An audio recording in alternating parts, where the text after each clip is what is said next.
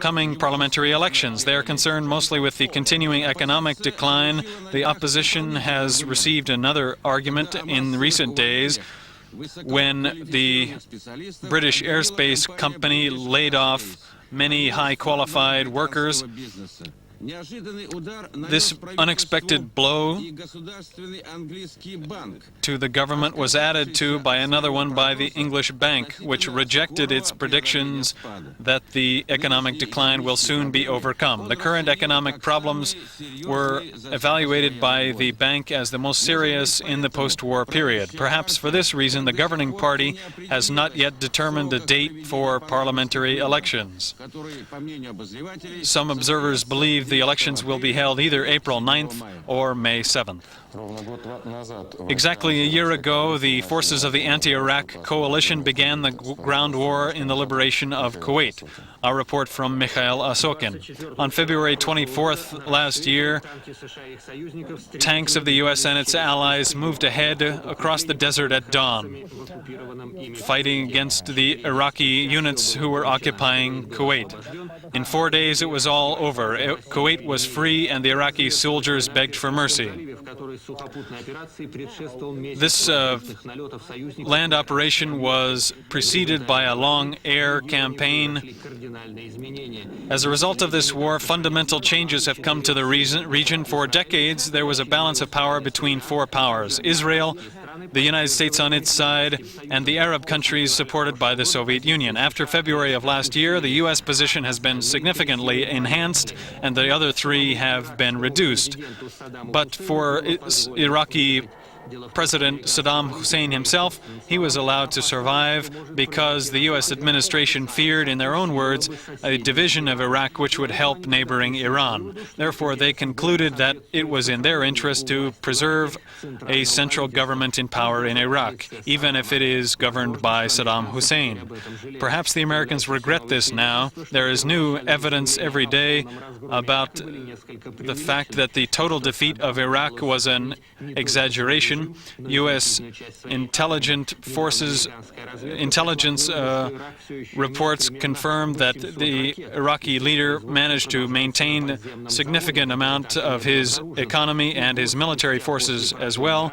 Up to 800 missiles remain in his possession and are being produced in underground factories, which could not be detected.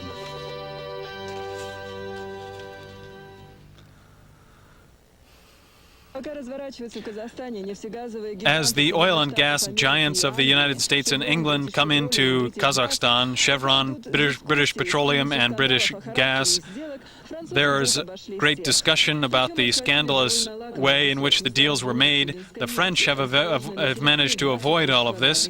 They have gotten control of this small oil field at Aktyubinsk. It's 20,000 square kilometers. Was it luck? Hardly. This company has agreed to explore and develop oil in Aktyubinsk region for the next 7 years. There is a lot of oil there, but it has not yet been found. Our oil people were not able to find it. If, God willing, the French succeed, it will be beneficial to both sides. The agreement contains many commercial secrets, of course, but everyone is optimistic about the future. The French promise to work quickly and in an ecologically acceptable way. The delegation was met by Kazakh President Nazarbayev. This is because the deal was accelerated after the meeting between Kazakh President Nazarbayev with French Foreign Minister Roland Dumas. Of course, President Nazarbayev met with these French delegates before his departure abroad. The Mikoyan company has received the exclusive right to sell our MiG aircraft in South America, according to a Brazilian company. In North Korea, deliveries of Russian oil have fallen by 10%.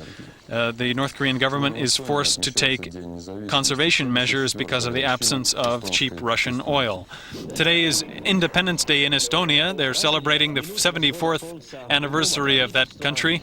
Today at sunrise near the government house, there was a celebration and a ceremony at which the flag was raised on German's tower by ancient tradition.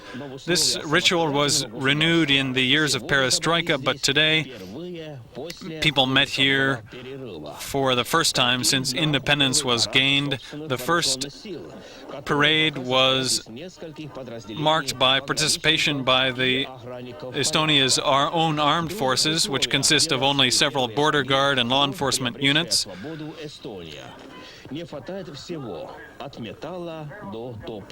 But the attention quickly was transferred from parades to fuel. Russian agreements are not being fulfilled, and Western agreements for supplying energy resources are only being signed now. But people are still optimistic and have faith in the future because today was the first Independence Day. After Gavril Derzhavin, the first man of letters to occupy a ministerial post in the Russian government is Yevgeny Sidorov, who became the Minister of Russia, the Culture Minister today. He has not given an interview yet, but he has given his first interview to Channel 1 News. He's been on the job for 2 weeks, but is still giving seminars on literary criticism at his old institute. I'm studying here for the second year, and I think he's a good person, judging from what I've heard about him. The people believe that during all these times of stagnation, he always took the high road. He was honest and didn't betray anyone. He gets mad when you're late. He's a very soft man for a lecturer. In literature, in criticism, he occupies a very true position, a position of healthy centralism. Among your students, are there talented people? Yes, definitely. They are very different people from those who studied here 10 or 15 years ago. They are more educated people, but more defenseless people, because we have the most complicated and difficult thing about our society now is that we have no national idea, no national meaning of life. And I believe that in our seminar, this is one of the main topics we discuss. What is happening with Russia and with us?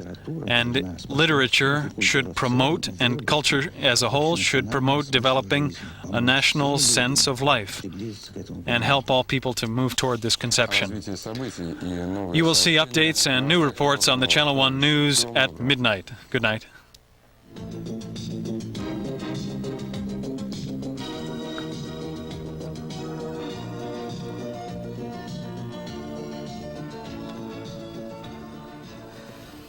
Good evening. The 16 days of Winter Olympic competition in Albertville pushed into the background the events leading up to the Summer Olympics, but the Olympics are over and our attention turns now to soccer. In off-season play in the Commonwealth, from the formerly dominant soccer establishment here, only the CIS All-Star team remains to compete for the Cup. We begin our report tonight with a soccer report. This is the Army's indoor field where the two Moscow teams, Dynamo and Lokomotiv, are playing in the octofinals. Because we're on the threshold of a new season, it's difficult to judge the real ability of the players, but Dynamo looked better today. Kiryakov's run down the left side ended up in a powerful pass, after which Vintsev headed the ball into the net. It was 1-0 after the first period, and the score remained this way till the end of the match. There will be a rematch on March 20th. In international sports news, we are attracted to the Spanish city of Linares, where there is a very strong traditional international chess tournament. In the first round today, world champion Garry Kasparov beat Timan of the Netherlands, and playing black, Anatoly Karpov beat the Yugoslav Ljubovic. Last year's winner Vasily Ivanchuk of Ukraine lost to Valery Salo, who's now playing under the Spanish flag. Ekidem in Japanese means mailbag. This traditional traditional relay was traditionally held when runners passed a bag containing special letters of the imperial mail from one to another. Nowadays they wear special colorful bands. The total length of the run is equivalent to a marathon. Our Commonwealth team of Nadezhda Ilina, Olga Nazarkina, Natalia Sarokiskaya, Marina Rodchenko, Yelena Romanova, and Olga Bondarenko took first place. Today in Philadelphia, a $1 million tennis tournament was played. Pete Sampras and the Israeli Amos Manders played in the final. The 23-year-old American confirmed that his top rank in the world is not coincidental. Sampras won in 4 sets, and now on the list of the top tennis players of the world, he occupies the 3rd place, giving way only to the American Jim Courier and the Swede Stefan Edberg. That's the news. Good night.